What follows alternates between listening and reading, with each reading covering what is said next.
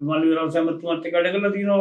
දයාසිරි ඇමතුමා කර්මාන්තය ඇමති ඉන්න කාලේ වැඩ කරලා තිනවා. නමුත් අපිට මේ ඒ අය ගාවට ගියාම සර් ලෙවල් එකෙන් තමයි. දැන් මේගොල්ලෝ අපේම කට්ටිය සහෝදරයෝ වගේ ඉන්නවා. දැන් මහරගම රෙදිපිලි වෙළඳාම තමයි ලංකාවේ ප්‍රධානම වෙළඳාම. විශාල බලාපොරොත්තු තියාගෙන මේ ආණ්ඩුව පැවැත්වුනේ. දැන් කොහොමද මේ දේශපාලඥයෝ ඔබතුමාලට කොහොමද ලැබෙන උදව් මොනවද? අය ඉතාමත් හොඳයි. නරකක් දකින්නේ නැහැ. මොකද මිනිස්සුන් ඒවට සම්බන්ධයි නෙවෙයි. වෙලා තින්නේ හිතවත්කමකට කතා කරලා තෝරන දෙයකට එනවා. අපි කියන දේවල් අහනවා. ක්‍රියාකාරීත්වය ගැන නම් ලොකු සතුටක් නැහැ. කාලේ මදිද කියන එක කියන්න දන්නේ නැහැ. අවුරුදු දෙකක් වගේ කාලයක් නෙවෙන්නේ.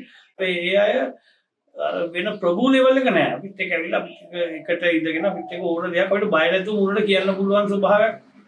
ඒක අපි පක්ෂ වේදිකින් තොරව කියන්න ඕනේ. මේ අය ආවට පස්සේ තමයි අපි හැම විමල් වීරවංශ ඇමතුමාත් එක්ක වැඩ කරලා තිනවා. දයාසිරි ඇමතුමා කර්මාන්තය ඇමති ඉන්න කාලේ වැඩ කරලා තිනවා. නමුත් අපිට මේ ඒ අය ගාවට ගියාම සර් ලෙවල් එකෙන් තමයි. දැන් මේගොල්ලෝ අපේම කට්ටිය සහෝදරයෝ වගේ ඉන්නවා. මේක කරයි කියන බලාපොරොත්තු තව තියෙනවා. උතුණක් තියෙනවානේ. මේ අයට අපි කල් තියෙන නිසා අපි මේ සහයෝගය පවතින රජයට අපි අත් වශයෙන්ම නගරයේ ඉන්න වෙළඳ හැටියට අපි රජයට තාමත් උදව් කරනවා. මොනවා හරි කිව්වොත් ඕන දෙයකට අපි යනවා එනවා. ඒ අයගේ දේවල් අපි කිසිම උද්ඝෝෂණයක් කරලා නැහැ මේ රජයට.